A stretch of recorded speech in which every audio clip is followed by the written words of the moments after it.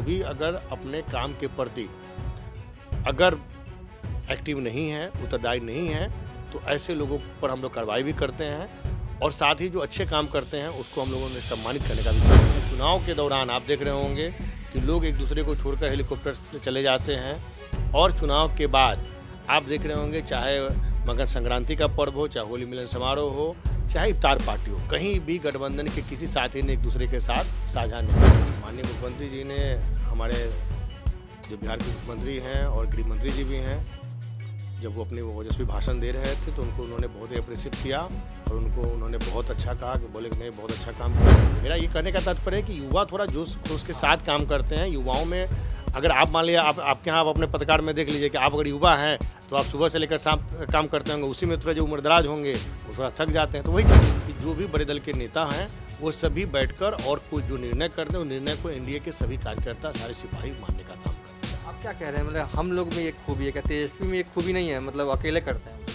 देखिए क्या है ना कि वहाँ पर आप देखते होंगे कि निर्णय थोपा जाता है, एनडीए में निर्णय लिया जाता है। नमस्कार, मैं हूं देवांशु, आप देख रहे हैं न्यूज़ फाउंडेशन। इस वक्त हमारे साथ बात करने के लिए पीएचडी मंत्री संजय सिंह होंगे। संजय सिंह जी, आपने आज बिहार की महिलाओं को सम्मानित किया है, क्या वजह रही कि महिलाओं को आपने सम्मानित किया है? देखिए 8 मार्च को अंतर्राष्ट्रीय महिला दिवस था।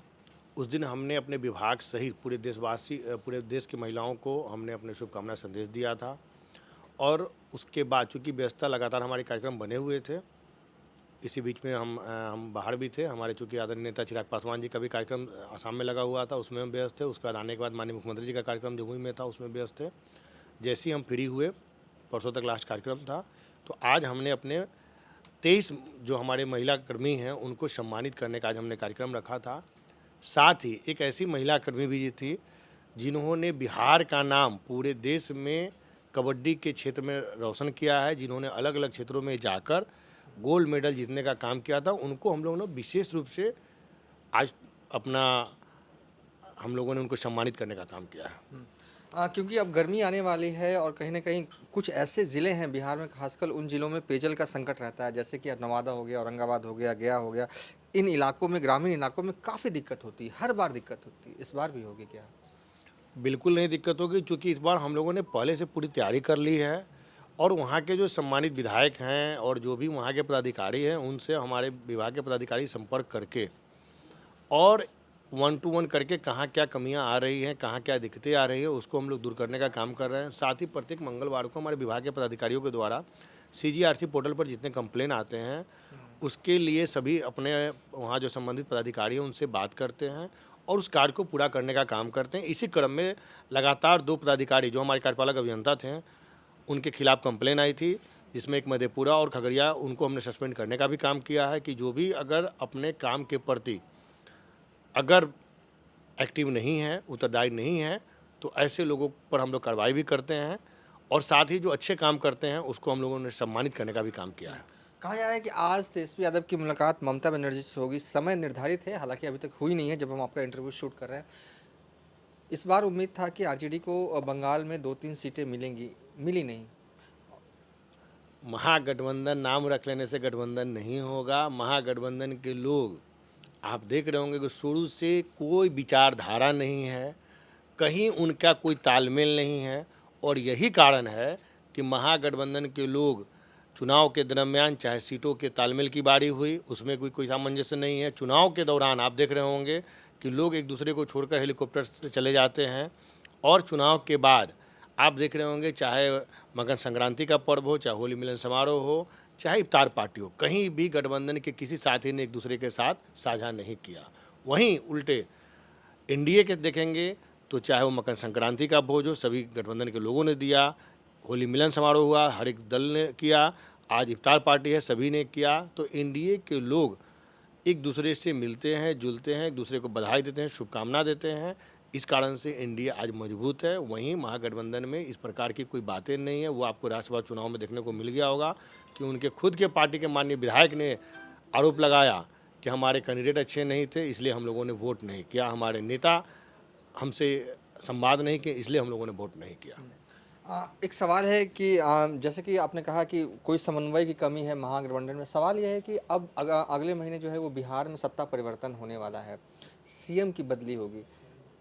कौन हो रहा है, कुछ आपको तो सब पता होगा, हालांकि आप कुछ बताएंगे नहीं। और कैसा लग रहा है आपको, मतलब सम्राट चौधरी के काम करने का पैटर्न, और जिस तरीके से हमने देखा कि हर मंच पे, एक मंच पे नहीं, जिस तरीके से ऐसा लग रहा है ना कि जो भी लोग देख रहे हैं नीतीश कुमार की समृद्धि यात्रा को, मंच की तस्वीरें, क्लिप्स, उनको समझ में आ रहा है, आपको भी समझ में आ रहा है कुछ?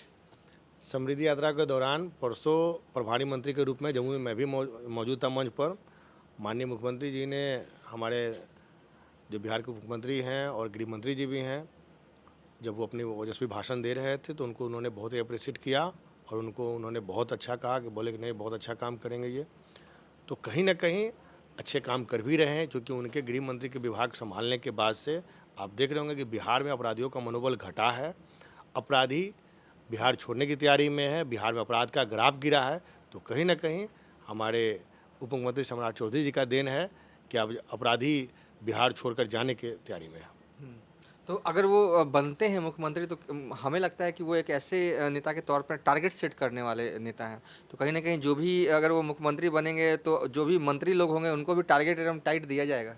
हम लोग जितने भी सहयोगी हम लोग हैं, निश्चित रूप से चाहे बिहार में जो भी मुख्यमंत्री बनेंगे, हम लोग निश्चित रूप से उनके कदम से कदम मिलाकर चलने का काम करेंगे और एक नई ऊर्जा का संचार करते हुए हम लोग और मेहनत करेंगे, ताकि सरकार और आगे काम करे बिहार के हित में और बिहारियों के हित में। अच्छा, निशांत के जेस्चर को कैसे आप देखते हैं, जिस तरीके से एकदम उनका चलने का स्टाइल, बोलने का स्टाइल, बयान देने का स्टाइल, क्या वो टिकाऊ है, मजबूत है?